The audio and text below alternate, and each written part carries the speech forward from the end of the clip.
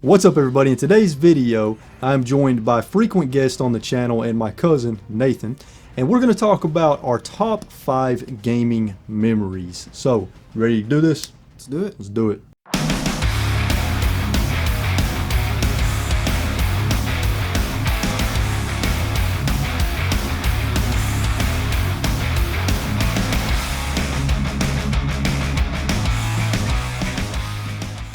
So I don't know about Nathan, but I do want to say that the top 5 gaming memories that I chose are not necessarily my top 5. It's just, when I sat down and thought about it, I just kind of wrote down the first 5 that popped into my head, really. So they're not going to be in any particular order. Because, I mean, let's be real.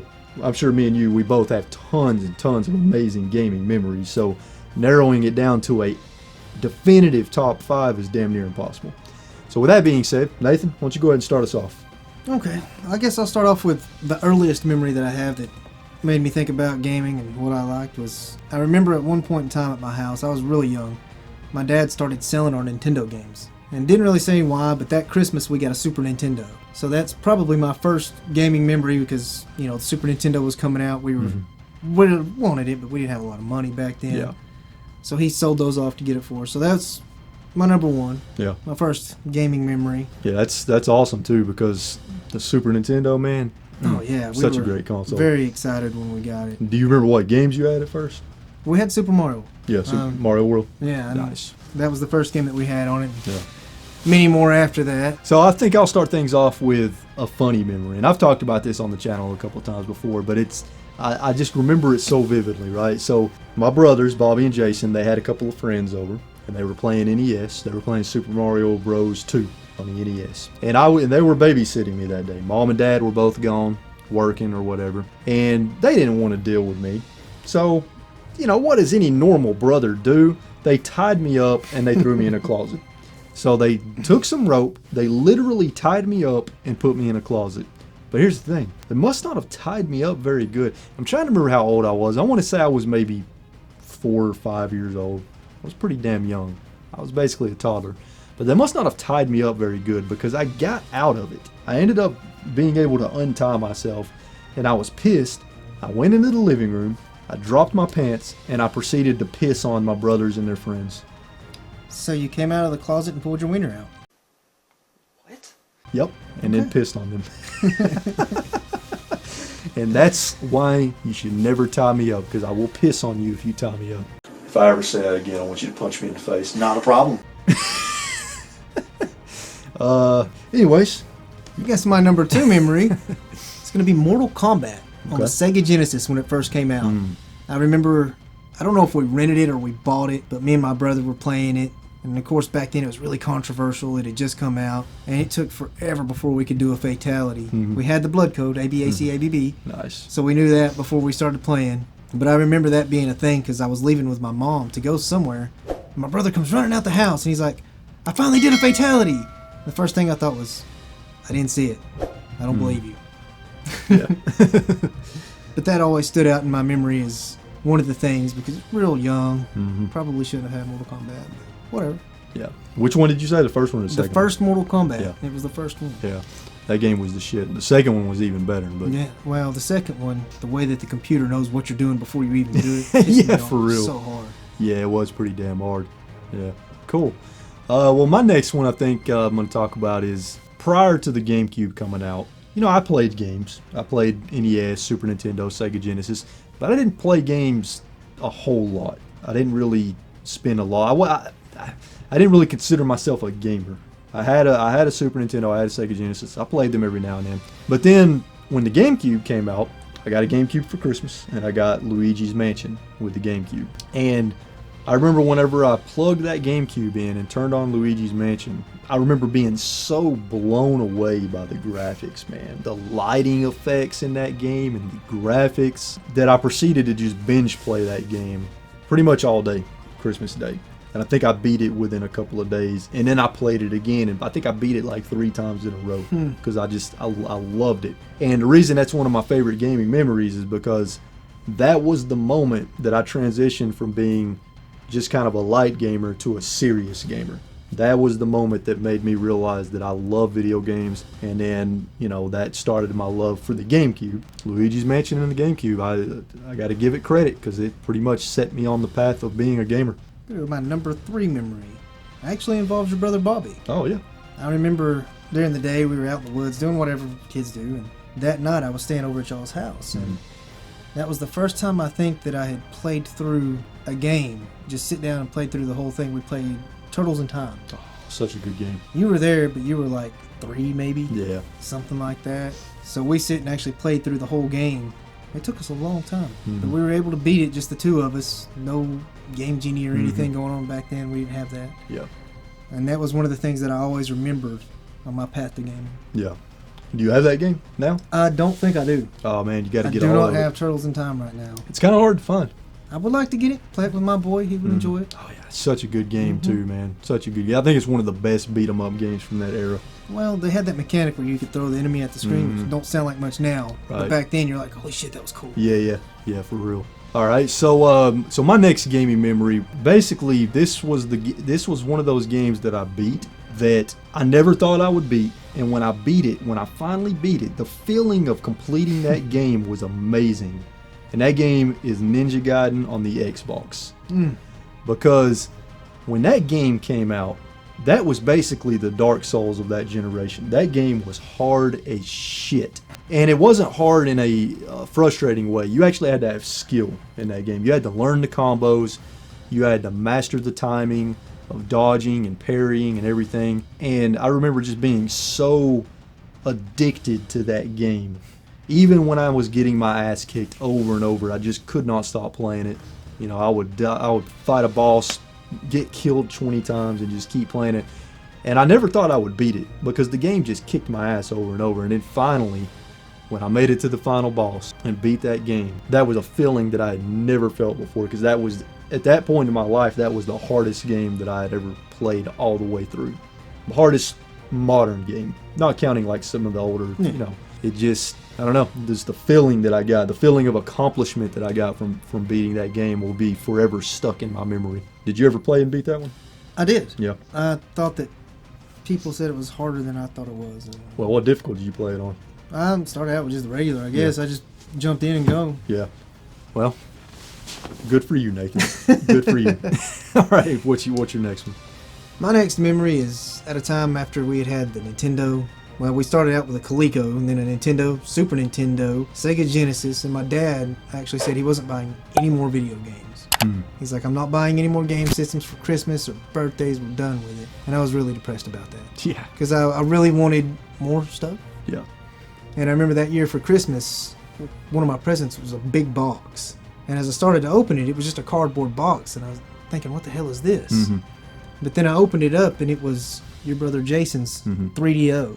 Oh, really? My dad had actually bought his 3DO from me for me with all the games. Brain Dead 13 and all of them. Road Rash. Dude, it was the 3DO with like 13 games, I think, something like that. Yeah, he had quite a few. I 13 remember, to 15 games. Yeah. So I was really happy. I had a new game system. I had all these games to play on it. Later on, I ended up trading it for a Nintendo 64. Oh, man. Which I shouldn't have done, because if I still had that game system with all those games, my God. Be a lot of money. Did you play Brain Dead 13 in? I played every game in there. I didn't beat them all. One of the notable games was a Dungeons and Dragon game. I don't remember that one. And it was just a dungeon crawler, but it was really good. I played it a lot with Uncle Chris. He played it with me. Didn't he have that game that was mature rated? It was like a... He didn't, but I did. Well, it's called Plumbers Don't Wear Ties. Plumbers Don't Wear Ties. That's right. I remember that game. I went to the mall with Bobby. Yeah. And I had like $12. Yeah. And we went to the game store, and I'm looking through all the games for 3DO, and some of them were marked down really good. I should have bought them all, hindsight. Yeah. But Bobby picked it out. He's like, look at this one. You should get this. And I'm like, there might be titties. I'm getting that. Yeah. I'm like 13, 14. Yeah. So we take it home, and I start to play it, and it's a narrative game where you pick your path. It was so garbage. Wasn't it an FMV game? Yeah. Full motion video? Didn't see a single titty. Yeah. Very disappointing. False advertisement, False man. advertisement. That's some bullshit. Man, I wish you still had that 3DO, because I remember I have a lot of good memories with that 3DO also. Yeah, I really wish that I would have held on to it, but yeah, it happens. I played the shit out of Brain Dead 13 on that thing. Did you? Man. Yeah, that game. I love that game because it was like Dragon's Lair. It was one of those games where you had to press the buttons at the right time to keep from dying, but it was so violent, man. It was so, the cartoon violence in that game was so over the top. Like you'd get your freaking head pulled off and your spine would come out. It was a really violent game, but it was fun. I enjoyed it. You can still get it. You can get it on Steam, and I think you can even get it on smartphone.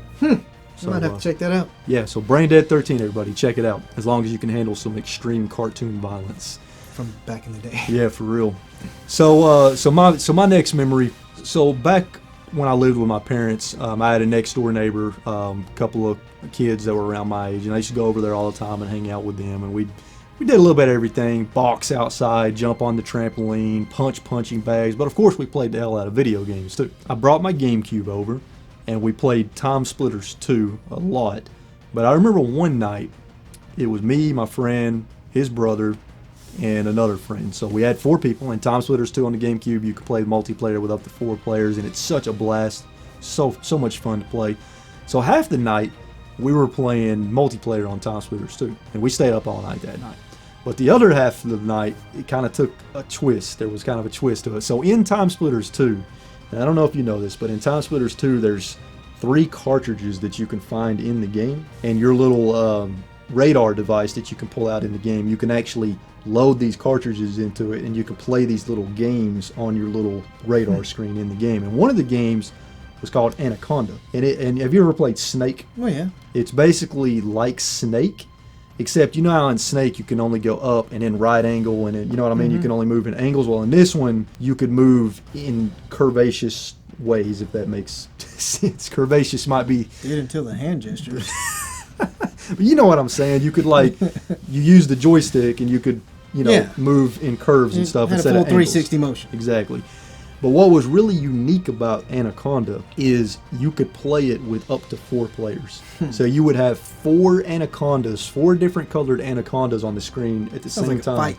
Dude, it's so much fun because not only are you trying to avoid running into your own body while you collect the little things that pop up on the screen, but you got to watch out for the other players as well.